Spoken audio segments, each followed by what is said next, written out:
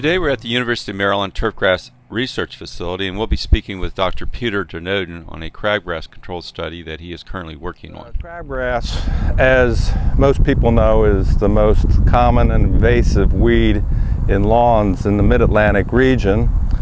And for those who have lawn care companies, one of the services they get is a herbicide which targets crabgrass before it actually germinates. We call those herbicides pre-emergence herbicides. They're applied usually in late March or in April.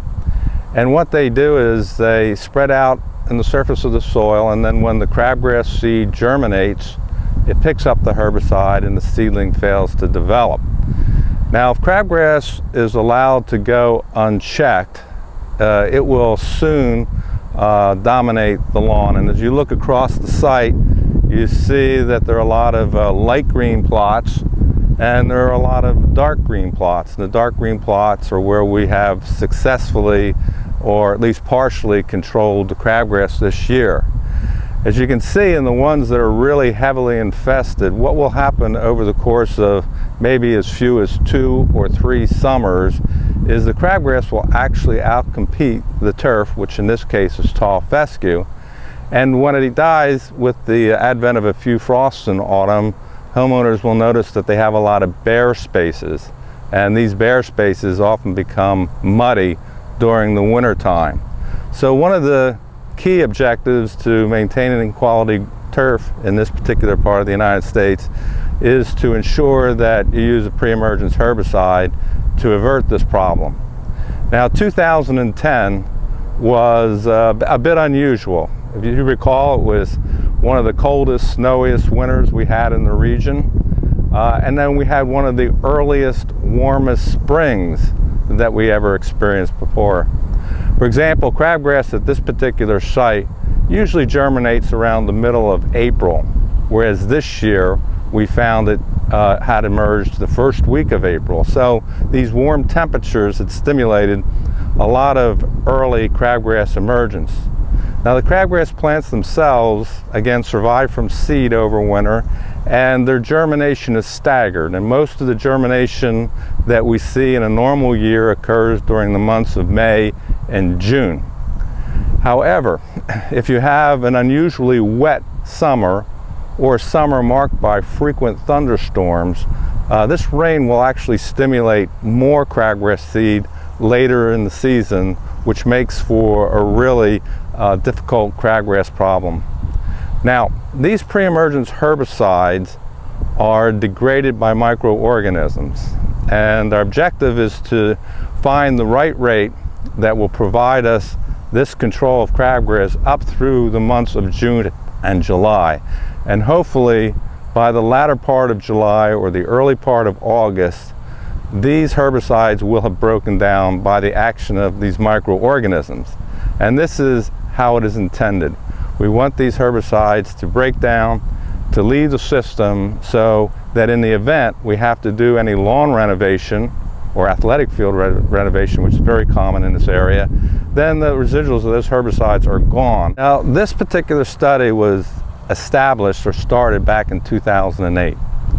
And what we're looking at here is basically an organic program versus a synthetic organic program.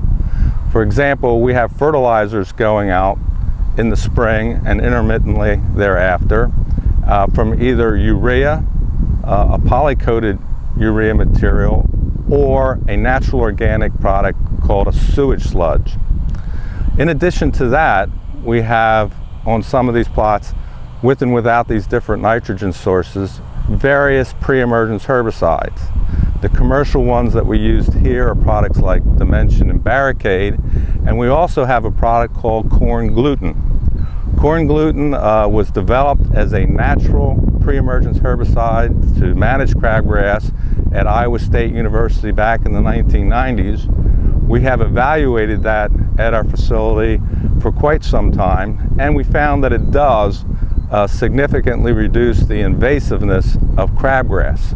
But when you get into a year like this year, or when you get into a situation where you already have had in the past a lot of crabgrass pressure, the corn gluten really doesn't provide what we consider to be commercially acceptable control. For example, in this plot we have what we call a conventional lawn care program. It receives sulfur-coated urea.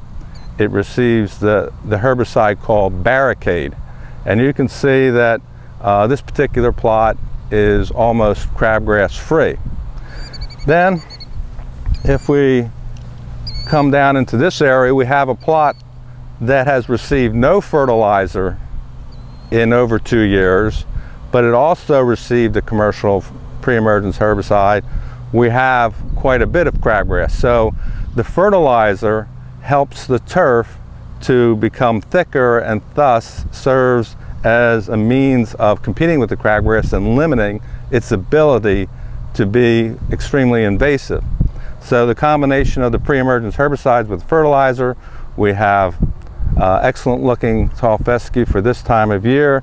Here, a plot with no nitrogen for several years, but receiving weed control, having what we consider to be unacceptable levels of crabgrass. Below that is our natural organic plot.